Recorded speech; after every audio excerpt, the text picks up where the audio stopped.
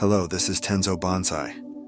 In this video, you'll see the repotting of this juniper that I bought from a nursery. Stay until the end of the video to see how the tree looks in its new pot and find out about my goals for this future Shohin. A few months ago, I did the first styling of the tree, and this is the result. When I water the tree, the drainage is really slow, so I suspect it's pot-bound. The tree has a nice nabari with roots arranged in a radial pattern. What worries me is that there might be taproots that are too thick underneath. Let's find out what the roots look like.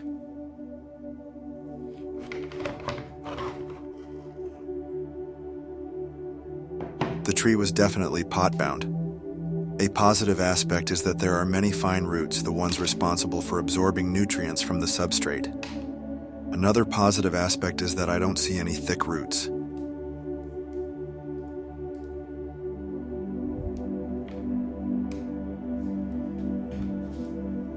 I begin gently untangling the roots with a wooden stick in a radial direction, starting from the trunk and working my way outwards. You shouldn't apply too much force, or you risk breaking the fine roots. I've noticed that the substrate it's planted in is made up of a sticky clay-like soil and large chunks of pumice, which doesn't make it an ideal substrate for bonsai growth. This is what I'm talking about. Before buying this tree at the nursery, I made sure it had a nice nabari and that the trunk wasn't reverse tapered. Here's another big chunk of pumice.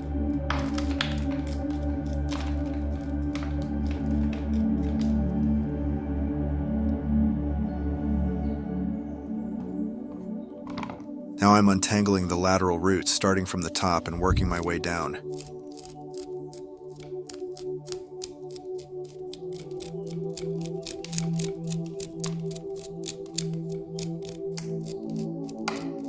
Luckily, I haven't found any thick root yet. Since the tree has a lot of fine roots and is really pot-bound, I've decided to take the drastic way and cut the bottom of the root ball with a saw. This way I sped up the process. In any case, these were roots I would have removed anyway. You need to be careful because in some cases, if you remove thick roots, you risk eliminating all the capillary roots they're attached to. But that's not the case here. Now I'm going to keep untangling the roots at the bottom of the pot. I think I'll wash the roots because the soil the tree was growing in prevents it from draining water properly and limits oxygen exchange.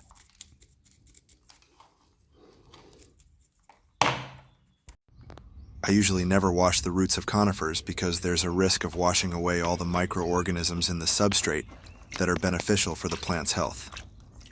But in this case, I prefer to do it this way, and I will add my coryza to the substrate before repotting. Now it's time to prune the roots. I'll start by cutting the ones that grow upwards or those that aren't growing in a radial direction. Like this one, which is growing upwards.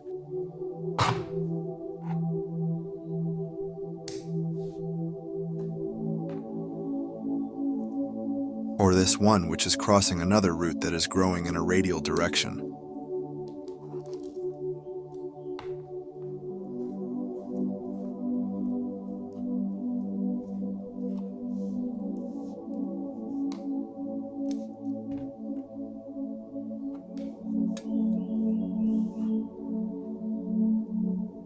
These small roots are growing above the nabari, so I'll remove them. In the meantime, I'll keep removing the roots that are out of place.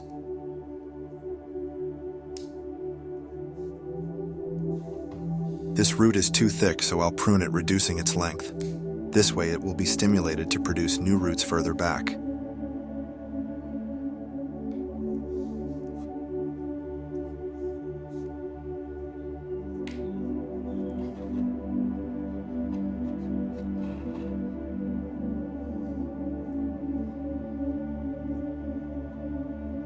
Another root that's sticking up.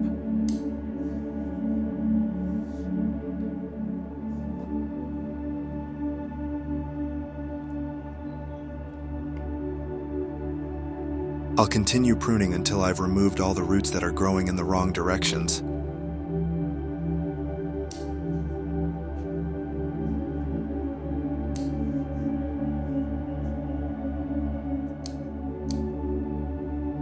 Now I prune the perimeter of the root base and the roots that are growing downward.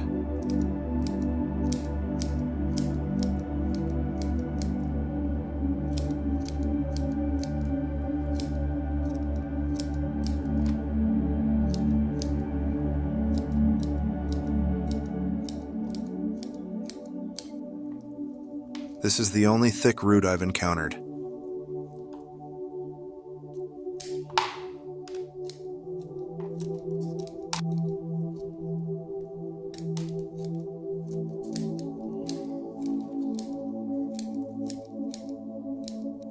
I've finished pruning the root ball, and this is the result. These are all the roots I've pruned. It's time for repotting. I've decided to use this pot because it's the right size for the juniper. First, I'll start by placing a mesh to prevent the substrate from escaping through the drainage hole. Then I'll begin adding the substrate, creating a small mound on which I'll place the tree. I gently tap and slightly rotate the root ball without applying too much force, to make sure the substrate sticks well to the roots. Then I keep adding substrate until the roots are completely covered. I'm using a mix of perlite and a smaller percentage of coconut fiber as substrate. I've decided not to anchor the tree to the pot, because the root system is pretty compact, so it'll stay stable in the new pot on its own. I'm using a chopstick to push the substrate between the roots, making sure there are no air pockets. But I'm not pushing too hard because I don't want to break the fine roots or crush the perlite.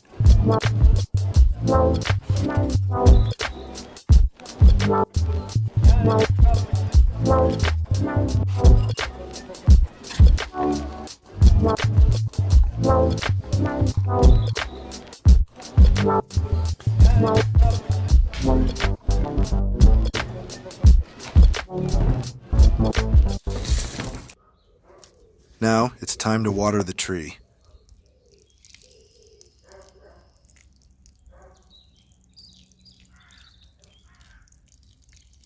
It's important to water the tree thoroughly, to wash away all the dust in the substrate.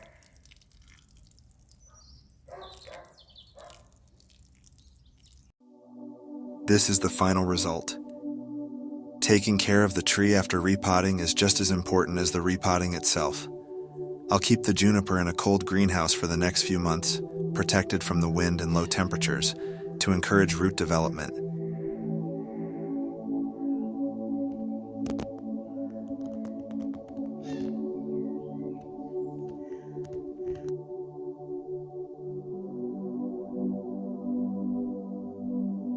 This little juniper has just begun its journey to becoming a bonsai. After the initial styling, this is how I've arranged the branches.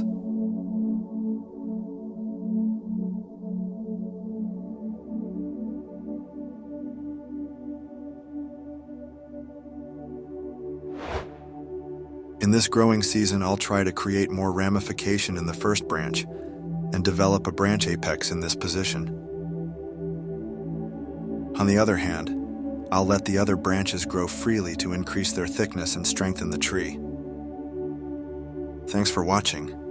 If you enjoyed this video, please leave a like and subscribe.